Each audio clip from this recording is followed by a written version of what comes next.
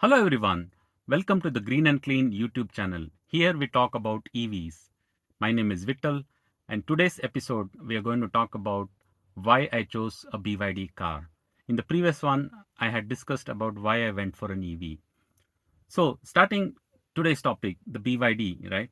Now, before we start, I want to let everyone know that BYD is a Chinese company, and there's going to be a lot of debate about whether we should support a Chinese company and blah blah blah and all of that, right? I'm going to park that for now because that's not a topic of discussion in this forum. I believe that political matter and what we do for day-to-day life for business are separate topics, right? So I'll cover about BYD company in a while, but when I went for looking for EV cars, right? So I drove a lot of EV cars that were available in India. You know, the Tatas, the MGs, and Hyundai, and etc. etc. All are great cars. In fact, all EV cars are great cars. So you should test drive some EV cars just to know what I'm talking about. So I was pretty much impressed with every single one of them. But in my situation was such that I was looking for a secondary car. So this EV car I was going to buy at that time was going to be my secondary car. So I have a primary ICE car, which is doing great even today. So I was looking for a secondary car for mostly for city commute for smaller distances, and all of them, all the cars that I drove were ticking that box. So everything was fine. But then one fine day, while having lunch at the office with a few colleagues of mine, so one of them mentioned about this company called BYD. To be honest, I had never heard of this company called BYD. Maybe I've seen one or two cars in the last few years that were BYD. So it was BYD E6, if I recall, that I saw.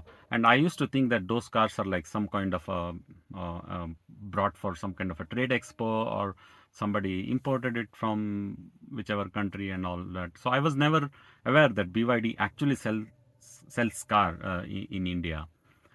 So after that incident at the lunch, I went back and then researched about the BYD cars, and I was quite impressed with the company and what they have done in the past several decades. Right now, BYD, BYD company was started in I think in 1995, and they started off as a battery manufacturing company.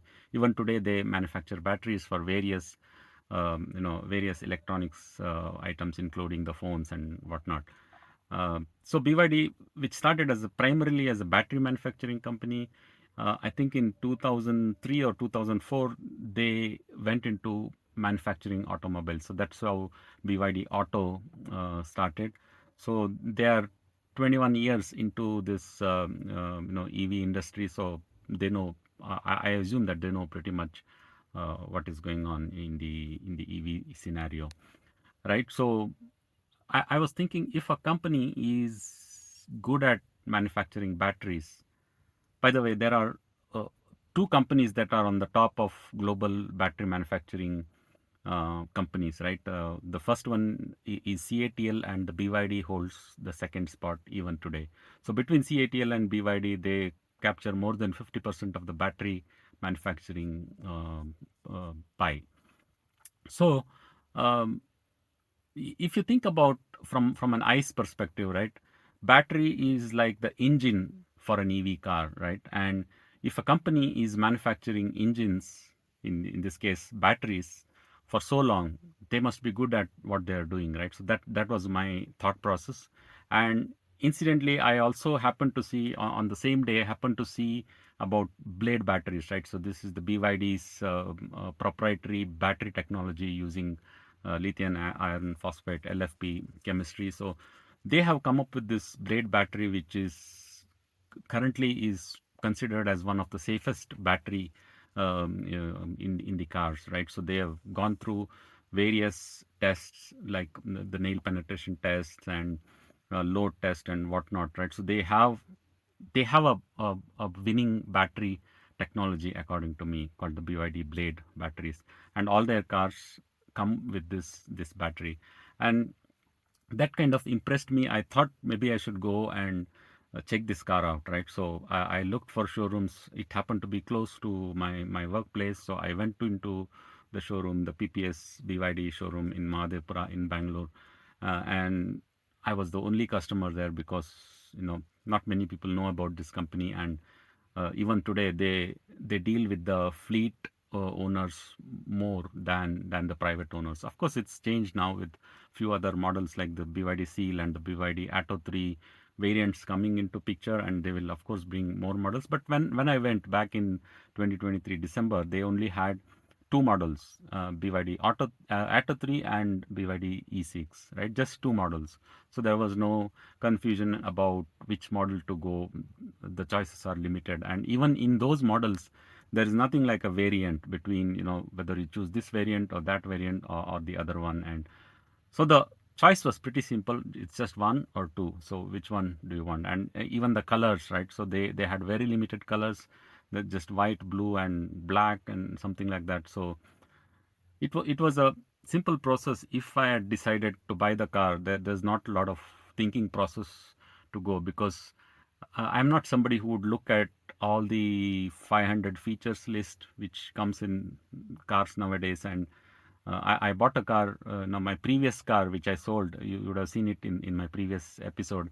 My previous car had a lot of features, and I realized that those are all gimmicky features. I didn't even use even 90% of those features on my day-to-day life. So now I realized that what is needed is the core. At the core is the safety, reliability, and the space in a car. So those are my three main things that I look for in the car. And of course, if it comes with other features, then it's good. It's just icing on the cake, and it's not the cake itself. So I went, I checked, I drove both the cars, Atto 3 and BYD E6, and both were great.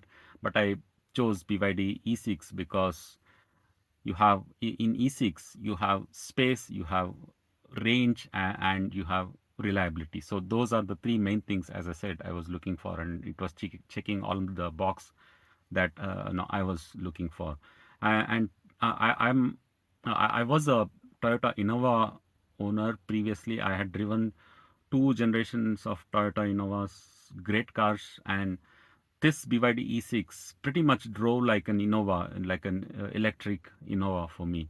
Just that it has got one row seat of less. There's no third row behind me here. So it's a five-seater car with a lot of boot space behind. I'll cover a separate video about BYD E6 sometime in the next episodes. But I was impressed with the way the car was driving. The acceleration is smooth, there is no noise, and handling was pretty good. And more or less it is decided that I'll go for this car. And of course I watched all the ownership videos on YouTube that is available, whether it's BYD E6 or BYD Atto 3 or other BYD models in abroad. And before making the ultimate decision, I also spoke to few taxi drivers back in Singapore. So I have a few colleagues in Singapore. So through them I spoke to some taxi drivers who own BYD E6, and I've been using as a taxi in Singapore, and everybody was giving only positive reviews. And that's when I decided that this is the car. And one last thing that I also want to say is about, again, coming back to the China aspects of it, right?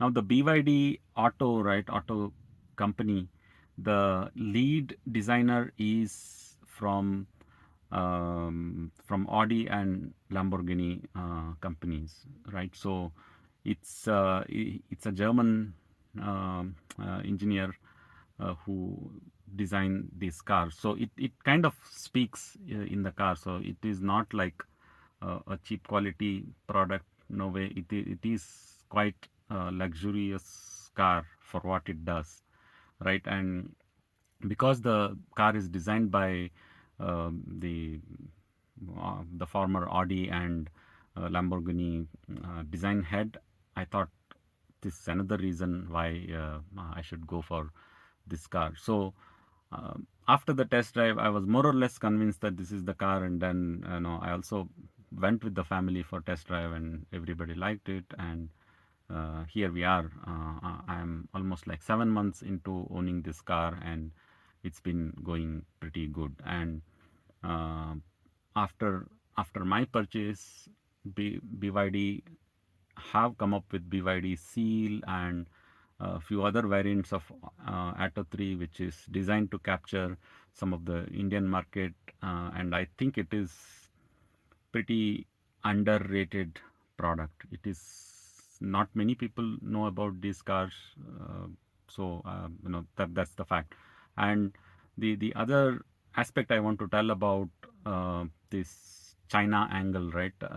If you are talking about EV technology, so you have to bank on Chinese research and development that has gone for so many years. So no other country has invested so much into EV technology as China. So you have to give it to them where it is due.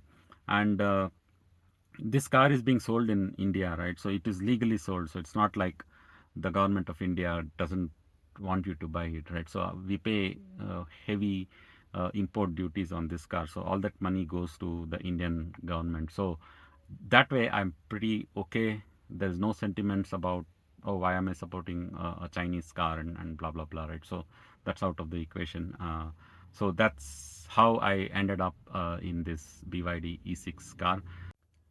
And I slowly realized that this car can be my primary car. It is in fact my primary car now because it has long range and I can do long travels on this car. And I've done a lot of travels already, and there's been no issue. So what I thought as a secondary car is now my primary car. So I have my primary car is an EV and the secondary car is an ICE car.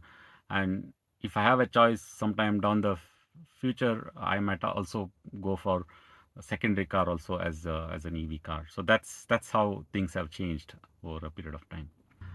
It's been doing great service, and I'm really liking this decision. And I hope that this runs many kilometers and years in the future. Thank you. Thanks for watching, and see you again in other episodes of Green and Clean YouTube channel. Thank you.